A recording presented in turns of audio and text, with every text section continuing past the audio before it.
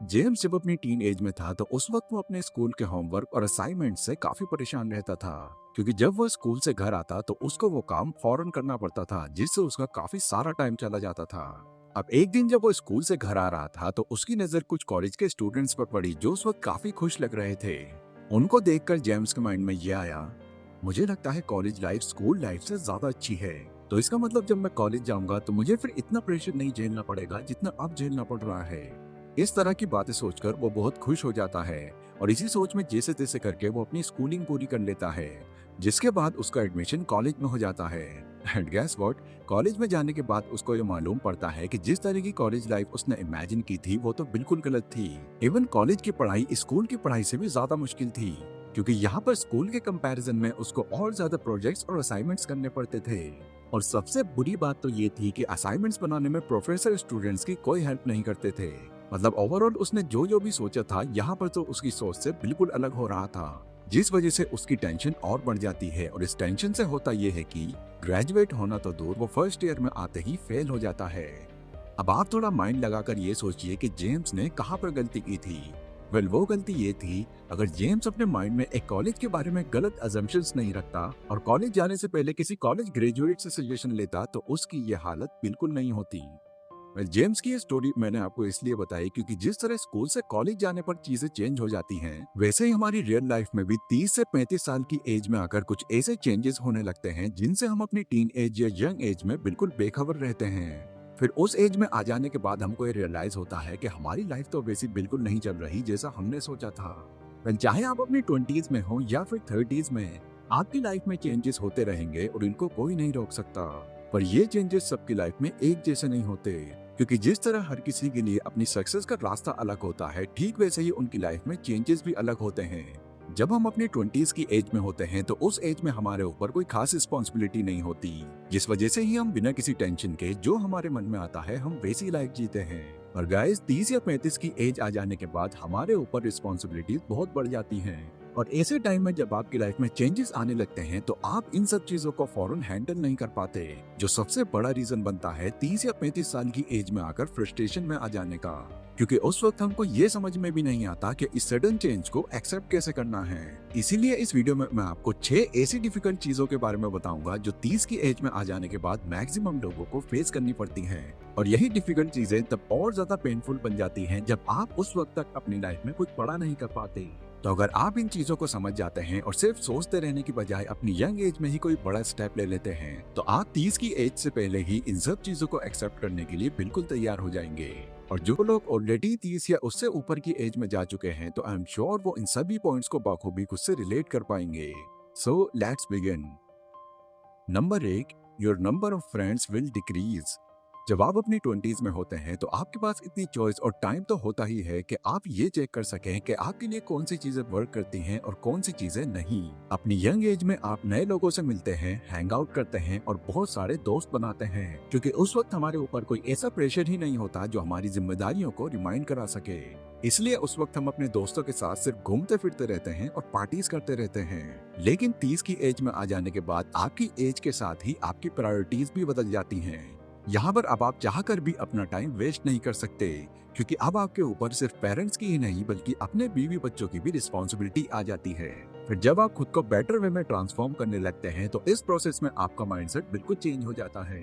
फिर आप ये दोस्तों के साथ हैंग आउट करना और पार्टी करने जैसी चीजों को ज्यादा तवज्जो नहीं देते, और आप अपने छोटों को भी अपना कीमती टाइम बर्बाद न करने की सलाह देना शुरू कर देते हैं एंड उन चीजों को भी करने से मना कर देते हैं जो उनकी लाइफ में कोई वैल्यू ऐड नहीं करती।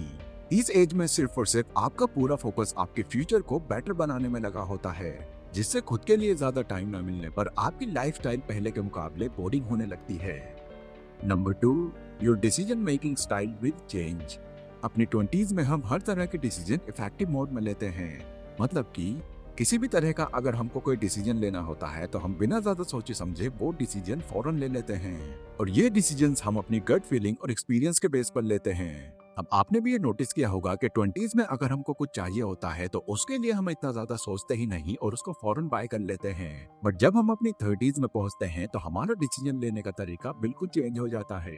जहां पहले हम इफेक्टिव मोड में डिसीजन लेते थे, वहीं इस एज में आकर हम रैशनल मोड में डिसीजन लेना शुरू कर देते हैं। मतलब हम कुछ भी चीज खरीदने से पहले बहुत सोचते हैं, हमें खरीदना चाहिए, नहीं खरीदना चाहिए, खरीदने से क्या होगा, नहीं खरीदने से क्या होगा, ये सभी बातें। क्योंकि उस वक्त हमें कोई एक्सपेंसिव चीज क्यों नहीं खरीदनी है, इसके हमारे पास बहुत रीजंस होते हैं। यही वजह है कि एडल्ट टीनेजर्स के कंपैरिजन में ज्यादा इफेक्टिव और बड़े डिसीजंस ले ही नहीं पाते।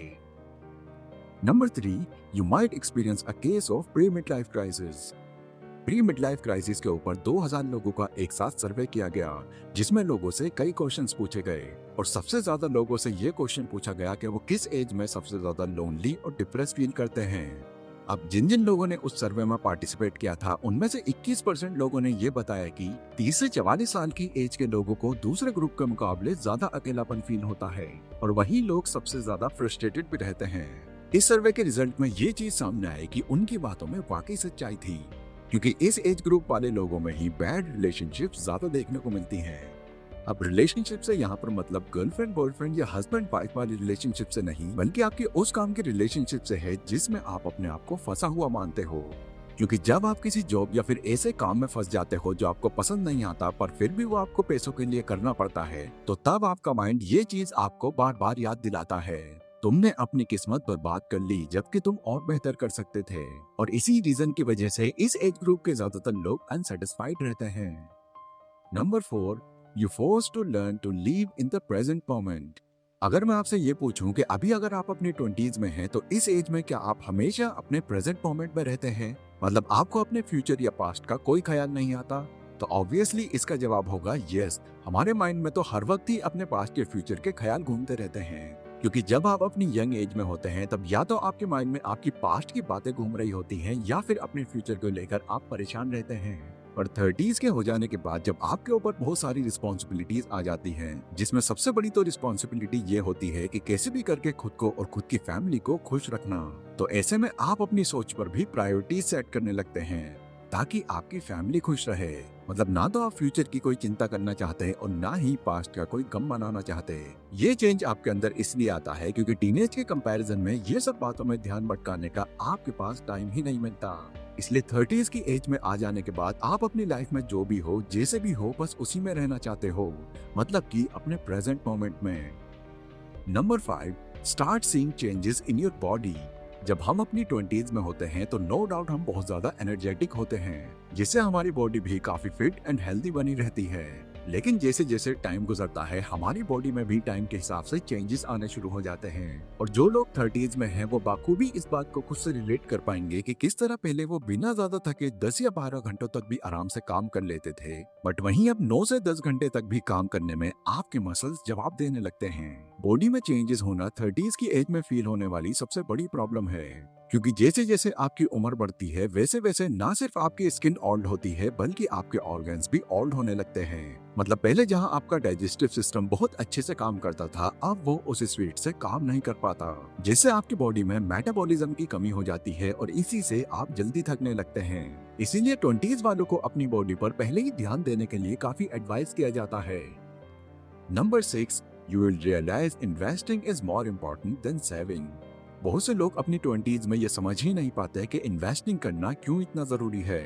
उन लोगों के माइंड में हमेशा ये बात घूमती रहती है कि जब मैं बहुत सारे पैसे कमाऊंगा तब मैं इन्वेस्टिंग करूंगा, और इसी चक्कर में उनकी इन्वेस्टिंग की शुरुआत ही नहीं हो पाती। और वो लोग जो 20s में आकर इन्वेस्टिंग ना करके सिर्फ पैसा सेव करते हैं, तो जब वो 30s में आते हैं तो इन्फ्लेशन की वजह से उनकी सेविंग्स की वैल्यू बहुत कम हो जाती है।